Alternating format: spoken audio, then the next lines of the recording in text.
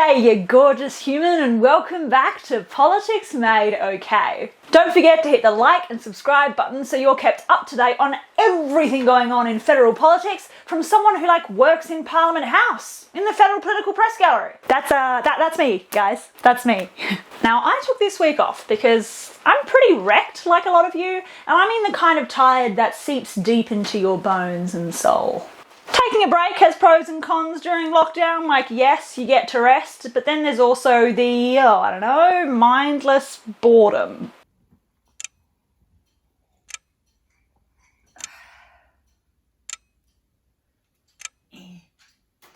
No.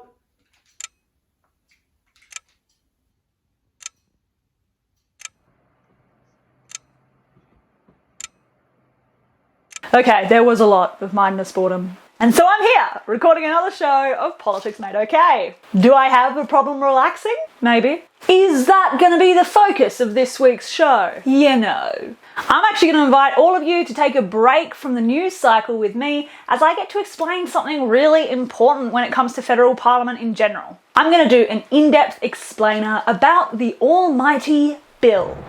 Not that bill. Wrong again. I'm talking laws, people. The things that dictate the order of our society. That's right, we are talking law and order. Just with Australian politics. Oh, come on, it's still just as dramatic and thrilling. Dun dun! This is murder. I mean, politics. This is politics. So yeah, I'm going to go over the basics of how a law is passed, why you should care, how it affects you, and even how you can have your say on specific pieces of legislation. So with that, let's jump into an equally iconic title screen and get cracking to make politics okay. Dun dun!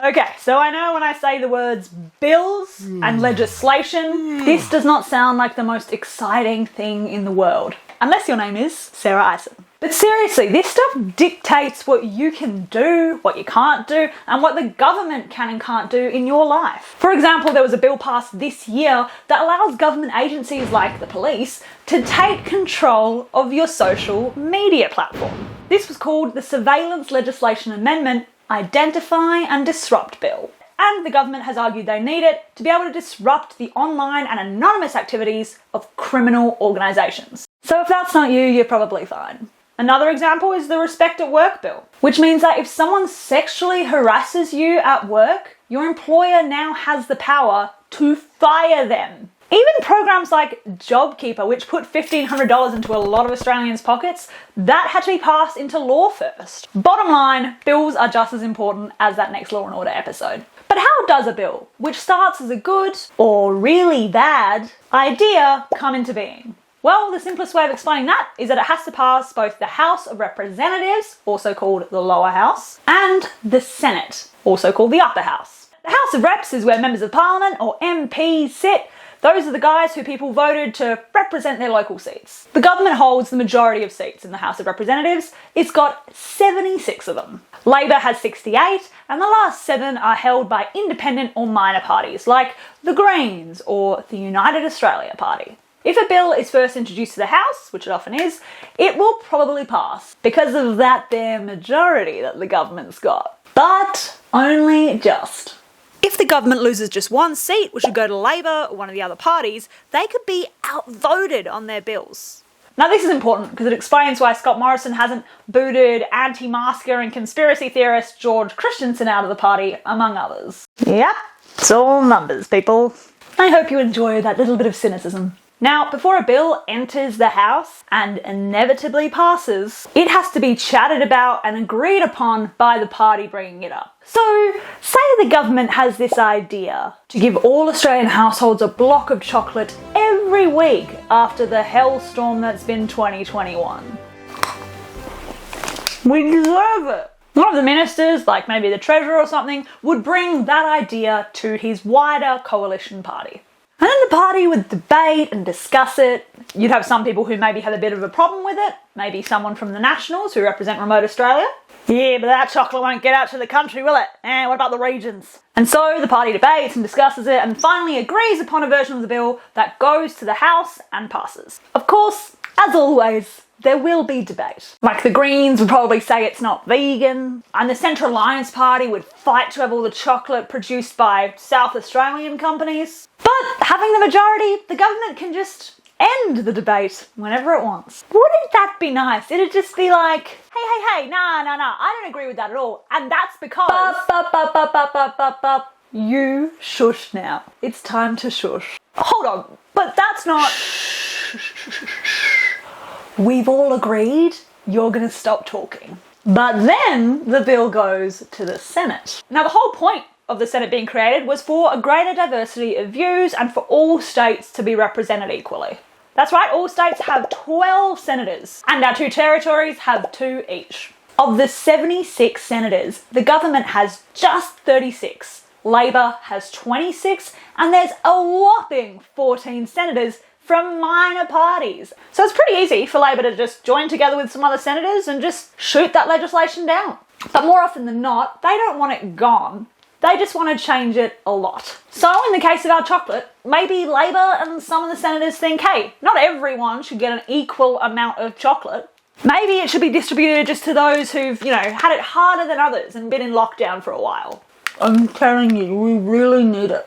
What happens when there's a lot of debate or the idea is super contentious is that the bill is referred to something called a Senate committee. This is a really big part of what the Senate does because these committees hear from lobby groups and even individual members of the public on their thoughts about this bill. That's right, you can have your say on legislation. Yeah, I'm talking to you. Yeah, you in there. All you gotta do is write a submission to one of the active inquiries going on the Australian Parliament House website.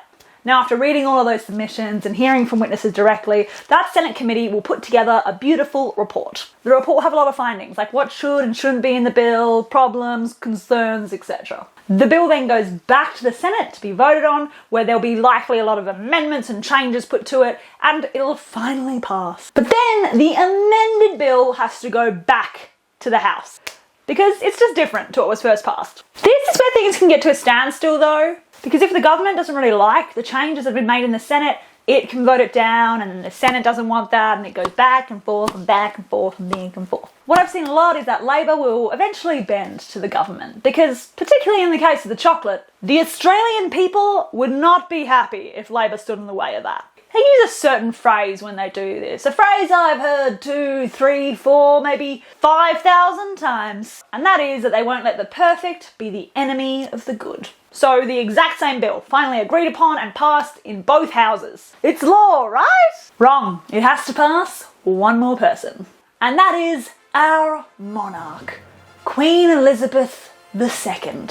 Forgot we were part of a Commonwealth there? Yeah. If you're not a fan of all of our bills having to be ticked off from above, then newsflash, you're probably a Republican. Oh, don't worry, it's not that kind of Republican.